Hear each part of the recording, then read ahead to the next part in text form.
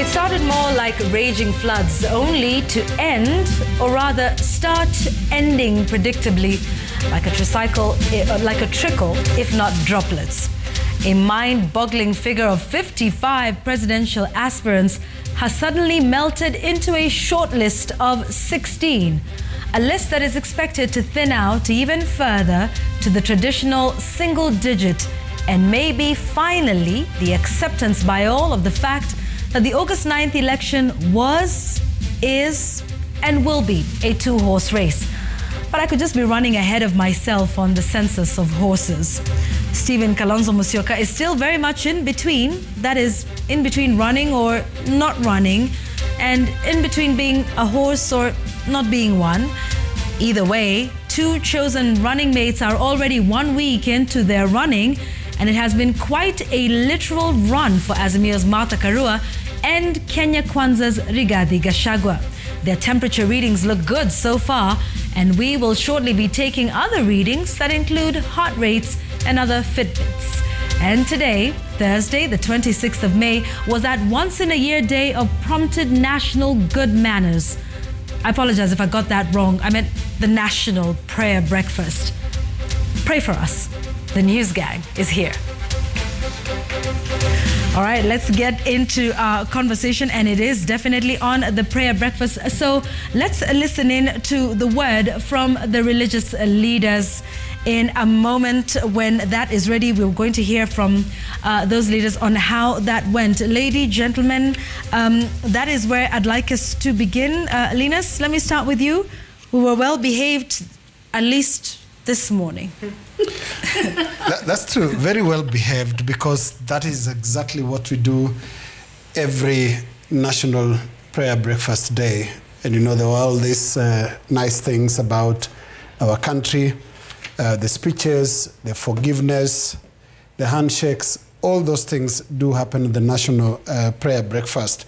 But there was something that was really interesting today, and that is, first of all, the messaging by the religious leaders, because they really took the higher road as the religious leaders of this country, talking sense to the political leaders that the country comes first.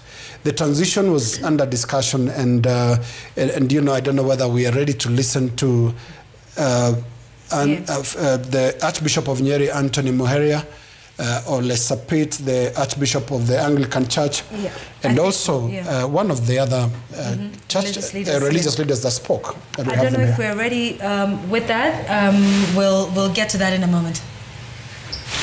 We'll get back to that in a moment.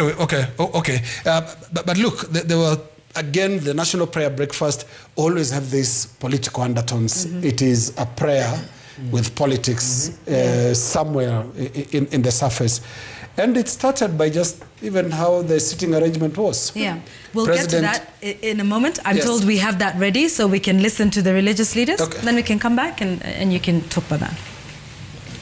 Like the people of Israel lost in the desert, Kenya is still lost in the wilderness of selfish interests, of glorified evil, of people living in fear of doing good, of doing right, because it has become popular to do evil. What we lose when we compete normally is the opportunity to sit on the table and resolve our differences. Then we escalate a mere difference in opinion into a full-blown enmity that makes us never to sit again in the same vicinity. It does not have to be that way.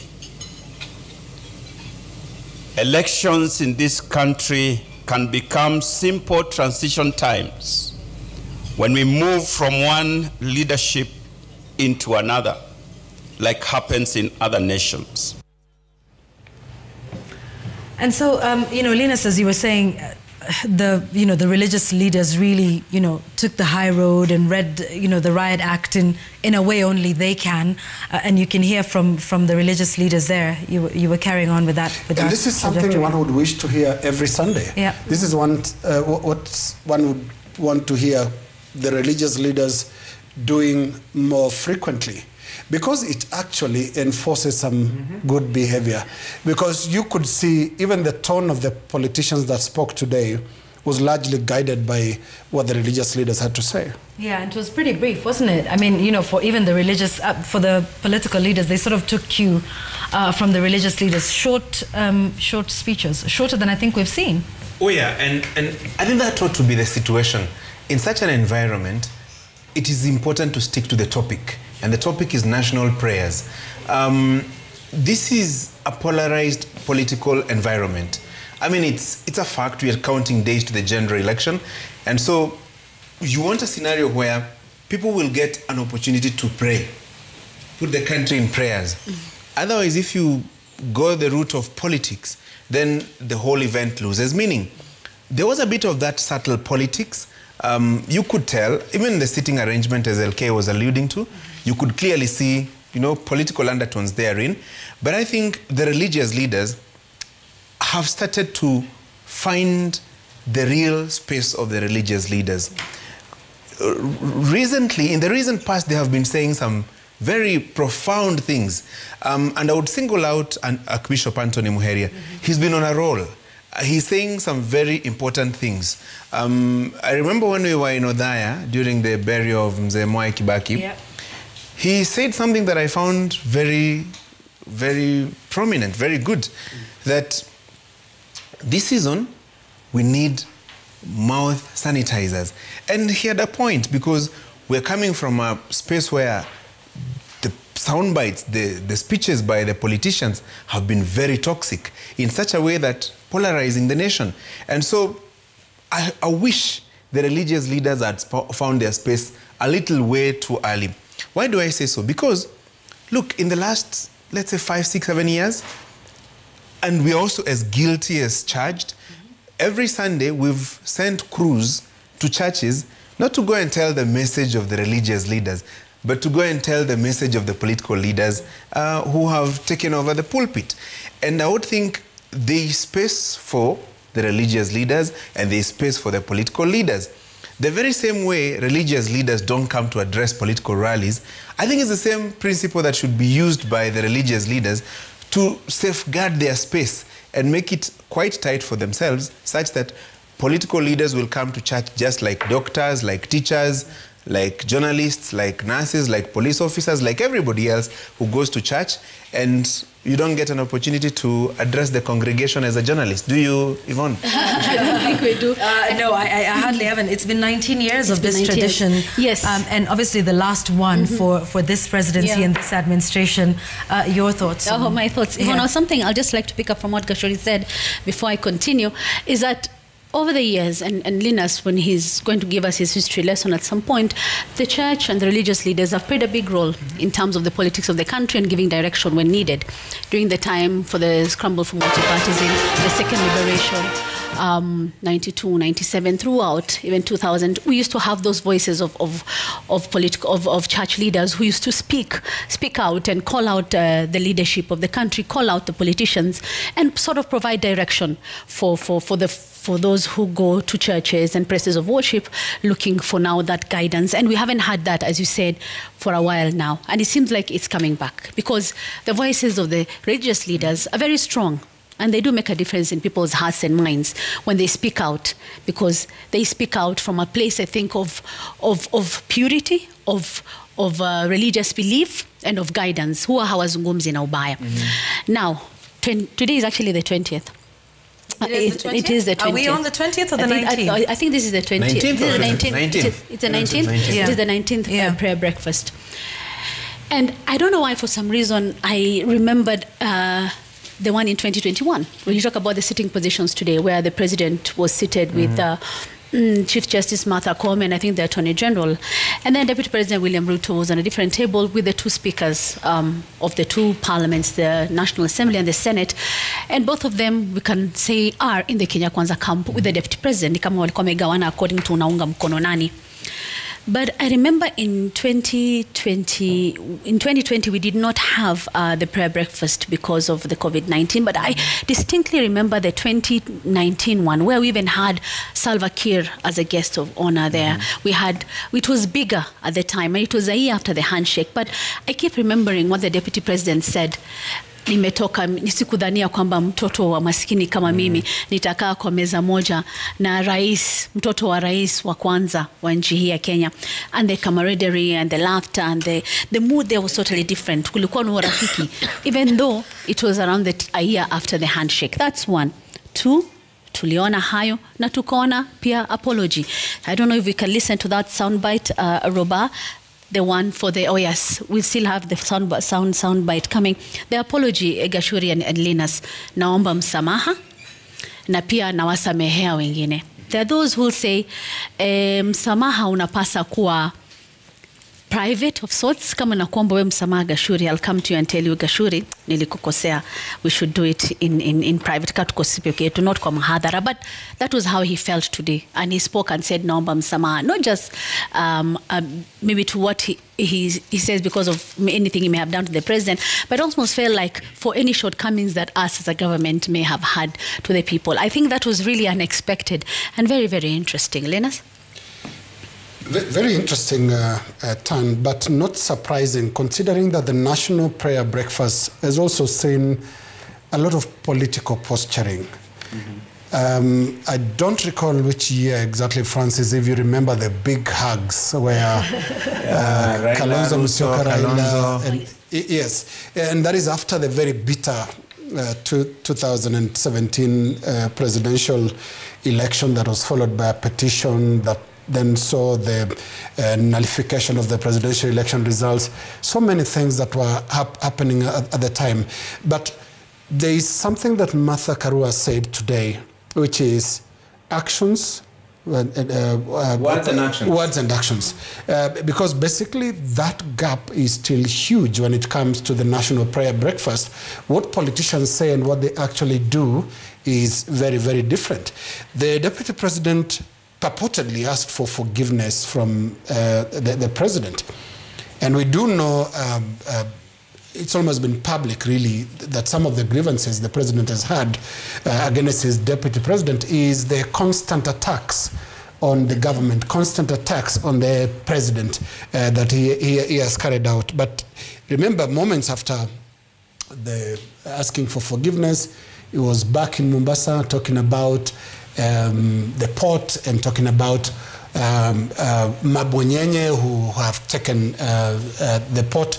All this obviously taken to be in reference to President Uhuru Kenyatta.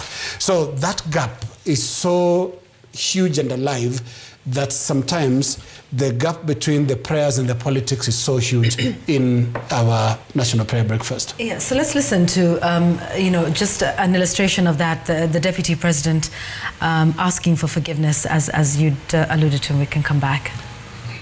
I may have fallen short of expectations of my boss, His Excellency the President, my good friend. I ask for your forgiveness. I know also in this journey, many people have hurt me. But on this prayer breakfast, I forgive everybody. I forgive everybody. Yeah, and so the political players were, it seemed, very aware of the moment we are in and the moment we are going into, seeking forgiveness. And it's not lost, of course, on everybody that the relationship between the two, the president and his deputy, has been frosty for a couple of years now. I listened to that and I was wishing it could go one step further. One step further, meaning, let's say the Deputy President saying, I seek forgiveness for this and this and these specifics. And then, Mr. President, I forgive you for doing A, B, C, D to me. I thought it would have gone that direction. It wasn't a confession box. It wasn't a confession. Okay. You're putting it in a very Catholic way. Be it as it may, I looked at it as it was probably to trigger a discussion that probably never happened. The person from whom the forgiveness was being sought never addressed that matter. Yeah, because that's also the other thing. At all. He did not speak to... And when the deputy president talked about it, cameras went to the president, and he just was there. And probably there was expectation that he will respond to it. Not at all.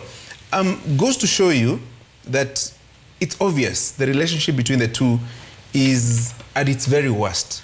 And talking about its very worst, we're just counting days to the end of that administration.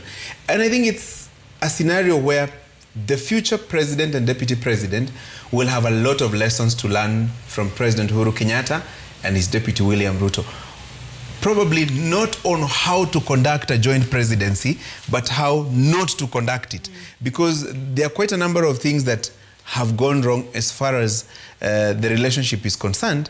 And it's a good lesson for the future pair of the presidency on what not to do. Not how not to treat each other, how not to address each other, how not to relate, because those are signs of a broken relationship. Yeah. The first term looked rosy, bromance and everything else, but the second term is the exact opposite of what we saw. I mean, a scenario where the president and the deputy, who have all along shared a table during that prayer breakfast, not able to share a table today, and initially you would see those big tables of 6, 7, 8. Even with their spouses? Yeah, with their spouses. Today is a table of 3. Yeah. The Chief Justice and the Attorney General. On the other table, the 2 speakers. Ordinarily, you would see them sharing that table. Goes to show you that much as it was a prayer session, the political acrimony wasn't very far from that prayer. Yeah, I'd like us to listen to the president, because I know, the deputy president then sought forgiveness, and well, he may not have been as specific as some would have wanted, but he did address the president directly, and he said, I may have not lived up to your expectation, but then the president decided that move on swiftly. He would move on and not even acknowledge somebody seeking his forgiveness from him. Let's listen to President Kenyatta on the peaceful transition. That even as we engage in the upcoming contest this year or later this year, we know that the task of building a nation is a task that is passed from a generation to a generation. Generation and generations of leaders are therefore called upon to pass that baton unbroken, and I intend to do just that. So whilst the deputy president was seeking forgiveness for the past, it seemed like the president would not even want to address what was in the past, but is looking forward to the transition. Any other time, this might not be, a point of conversation, but considering the very slow and then very fast deterioration of the relationship between the two, all of these things that you start to read into, because you recall right after the handshake, they all had this grand handshake. All of them shook hands, on the stage, and the prayer day. Yes, it seemed like it was conciliatory. But today, considering everything and the context and the history we have been through since 2018 with the handshake, then you start to see all of these little things, sitting arrangements, one addressing the other acting like nothing was said about them. Although it is important to note that they did have a handshake. In the beginning, yes, when he arrived. They shook hands, which, like again, we say, would be an ordinary thing for the president and his deputy to shake hands, but we have seen instances before where they've done the social distance handshake for COVID-19, and so today there was that. So perhaps, there's... And also remember, Yvonne, I think the last public event the two of them attended was the burial of the late President Mwai Kibaki, and you remember what happened there. There was still that handshake, the social distancing one. Of course, there were the political undertones with what the deputy president said. And the president steered clear completely of any of the political maybe he would have said, but he didn't. He just said Asanteni Kwanani, and it was over, and they left the venue. So it's like almost the same thing today. He literally ignored what was said by the Deputy President. And something the Deputy President also comes to mind when he said, namwombea rais apate yale yaliyomo ndani ya roho yake, something close to that, like, I pray that you get your heart's desire. And there was even laughter in the room. Because even they can tell. I mean, you know, reading into exactly. desire in relation to who comes after him as the President of the Republic of Kenya. But that was really interesting to see. As you say, the handshake should not be anything. I mean, when a president arrives at a function, the first person who will stand there is the Deputy President, Amsalimia. Right. But he hasn't been doing that. Today he did it. It was a short one. But I think as we move on, something else that happened that was interesting today is the Deputy President asking Martha Karua, Azimio la Umoja running mate, to speak. And of course, Raila Odinga himself was not there. Martha was there, and he called her to speak, and she spoke. And some would say, I don't know, I would think maybe the president has in the past alivunja protocol kidogo, and he has several occasions, even during national celebrations, called on Raila Odinga to speak while he is already on the podium speaking, and he says, wacha kuja tusalimie. Maybe Deputy President William Ruto was trying to do it before the president does, because he may have said Martha njoo tusalimie, which he did. But I think it's also important to note that this after this we have Madaraka Day coming up next week, and as protocol is supposed to be, the Deputy President is the one who calls the President to speak, and it will be the last time that William Ruto will stand up and invite Uhuru Kenyatta as a President to address the gathering. So that's also coming next. So it will be interesting to see what happens, watu wakiitwa kuja kuzungumza. But I think we should listen to what Martha Karua had to say today before we continue. We might be tempted to divide our nation for their selfish reasons. We join in one accord to pray against the spirit of fear of violence that is related to elections. We have not been as united as we should have been. We have failed in some areas. We ask, and specifically myself, I ask for your forgiveness. Even as we compete with ideas, not insults. That we lessen the tension in the nation by the way we treat one another. Yeah, and Martha Karua spoke about how we treat one another. So maombi ndio haya, so what next, Linus? I think there's something that we picked up from that also. Yeah, I think it was reference to the tone and manner of the campaign currently, which is quite acrimonious in a way. It's quite hostile between the Kenya Kwanza Alliance and the Azimio la Umoja side. How they treat each other, I think she's also speaking directly to the people in the room, because, and we've mentioned it here before, that these presidential aspirants or candidates tend to not refer to each other even by name. And that is a sign of a third person. They would consistently use names, call each other names. And this, I think, is what Martha Karua was referring to, which is why we really must decry the fact that the civility that is seen at the National Prayer Breakfast is actually just meant for that. It is a show. It's a show for that day, and it's over immediately that event ends. And you just need to go to the different tapes and materials that we collected today about the political events that followed the National Prayer Breakfast, and you'll see how temporary, how fleeting that respect and good manners was. I look at it this way. This is a national event, a prayer event that's supposed to be so solemn, you know, seeking divine intervention.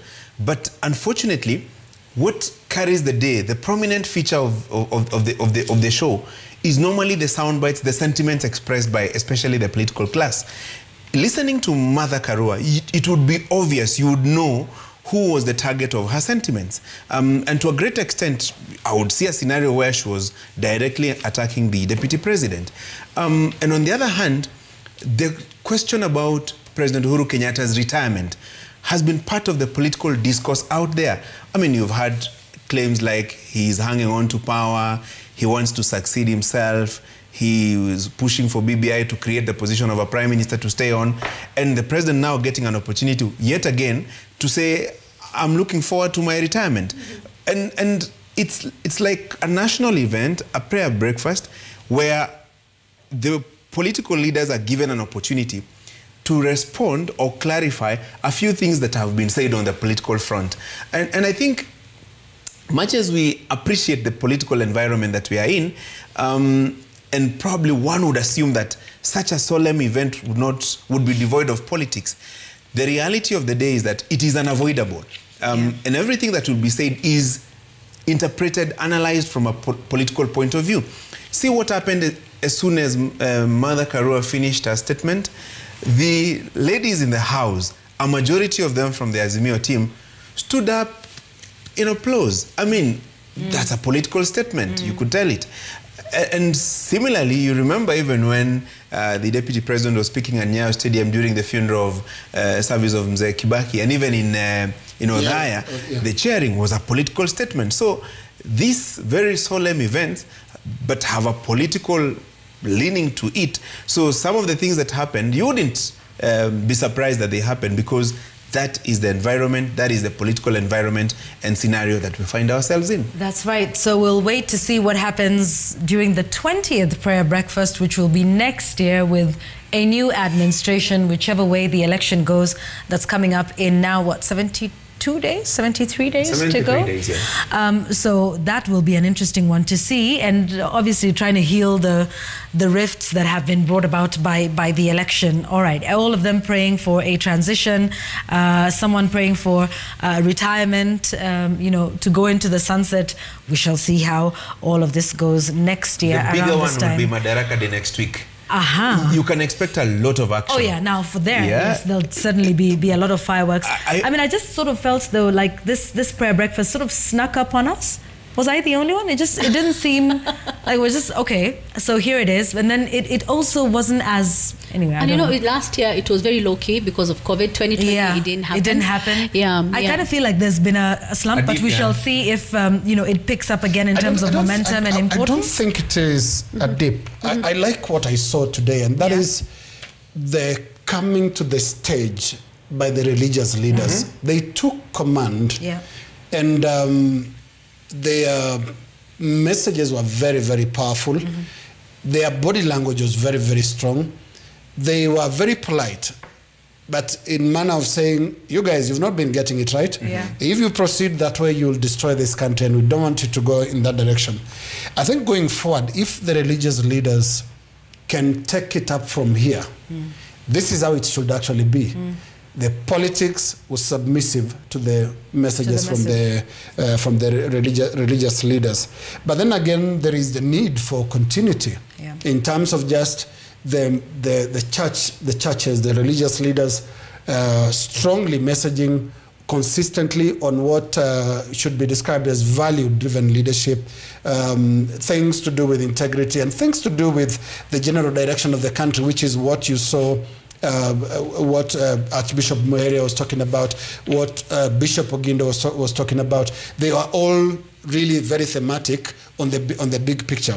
But big picture should not start and end with the national prayer breakfast. It needs to go back to the pulpit where it used to be, because there was a slump. This is not the strength of religious leaders that we had seen in the past. So they're coming back. They're coming back, and they ought to come back and complete the comeback, basically, by reclaiming the place of the church in national affairs. Tell off politicians when they go wrong. It works. There is something I still remember. You know, the residence of the Archbishop of the Anglican Church is actually next to State House. Yes, next to State House. And I remember covering Archbishop David Gitari at the time. And this was one of those Saba riots. And they said, President Moi, I'm talking to you as a neighbor. you need to behave well. You know, people are being tear gassed and all that. Because the voice of church leaders is very, very strong, and they need to reclaim it. It saved this country before, the voice of the church was so strong in the second liberation. It really was a game changer. And I think I've spoken about it here before, that Sundays, now that we send crews to cover politicians, Sundays those days in the 90s was to go and cover Timothy Njoya in the Church of the Torch. Bishop Zacchaeus Okoth in Kisumu, Bishop Okulu in Kisumu, Muge in Eldoret. And they were very, very strong in the general direction of the country. And I think the church leadership, the religious leadership, today with those remarks, seems to me to have realized these guys can actually sink the country if they are let alone. And when you see the consistency that comes even from the messaging from the Mwai Kibaki burial, there is that alarm among church leaders, among religious leaders, that they need to speak out or things can go south. The challenge with that, Linus, the reclaiming bit is good. The challenge is the political class is now deeply ingrained in the church. Put it openly, the political class has taken over or hijacked to a great extent the church. And this has got to do something to do with affiliations. I mean, some religious leaders, you will openly see they are affiliated to this side of the political class, others are affiliated to the other political class, and even by perception, even by assumption that political leader A is favored by religious leaders A, B, C, and D. Political leader B is favored by X, Y, and Z. You know, it's obvious. Even when there are news conferences by religious leaders in support of this position or that position, you can obviously tell where they're coming from. So it would first have to be an admission by the religious leaders that, hey, we have lost it, so we reclaim it by doing A, B, C, D. But of course, the very same voters that religious leaders talk to are the same voters and populations that attend rallies attended by political leaders. And so you're talking about the same population, only that the discourse is separate. What the religious leaders are telling the congregation in church and everywhere else should be very different from what the political leaders are telling them in rallies. Like, the religious leaders should be telling us, these are the virtues, these are the values you should take note of when you're electing A, B, C, D. Not necessarily to come and tell us, vote for A or vote for B. And I really think they have made that realization. They are trying. And I think today, to me, marks really the beginning of the exit lane to come back to. We've been down this road for more than 10 years And I now, think not just today. I mean, we've heard Archbishop Sapit, who told religious leaders that they will not, and those within the Anglican Church, that they will not take sides. I think Muheria has said it on a number of occasions, including even meetings with journalists, remember, with the Kenya Editors Guild. And he's speaking truth to power, not just to the political leaders, but to those of the Fourth Estate as well, and many others. Even Callista Sodede, who's the current presiding bishop of Sitam, has not once, not twice, and those videos have been circulating, told certain politicians who went on the pulpit and started preaching politics, and he has taken them down and tapped them on the shoulder, stopped them midway. So there is something to be said for, a very strong role that the religious leaders are playing in society today, and they're taking a stand. And it's a long walk. It's a long walk, but it starts with one step, and I think they've started that. And I think, as before we take a break, in the mosque, we have somehow managed to completely shut out political talk. And I think it's because of the way people conduct themselves in the mosque. For instance, if you are a minister or a member of parliament and you come late, like maybe the prayer's already started, you will sit at the back. There's no way we're going to create space for you so that you can come and sit at the front. That's one. And two, there is no space for you to even speak. Kuhutubia watu. At what point? People have come, they've prayed, they've made their dua. Maybe the only thing that will be said is maybe when you want to make a contribution towards this cause or the other, maybe there's a mosque, maybe there's this, and that's it. Imeisha na watu wameondoka. I was a bit worried about, and I spoke about in one of my memos, with the iftars, where we had started seeing the politicians going for iftars or hosting them, and then we have Muslim leaders there. That happened during the Ramadan season. And for me, it's sad, and I hope we've learned our lesson and not go back there, because next year is not it's not an election year. But because of the way we conduct things in the mosque, they have not had a chance to, and it will be weird if they start now to come and demand to speak to people about politics in the mosque. Yeah, indeed. I want us to take a break. We really have to take a break. Like a small segment where when rallies are just about to start, religious leaders are called to pray. That's why they also get an opportunity to play politics proper. There you go. All right, so let's take a break. We'll be right back. When we come back, we're taking a look at the week that has been for the running mates and the sort of value that they've added to their respective tickets. So we'll be going out on the campaign trail with both Kenya Kwanza and Azimio when we return. This is News Gang. Keep the comments coming. We'll be right back.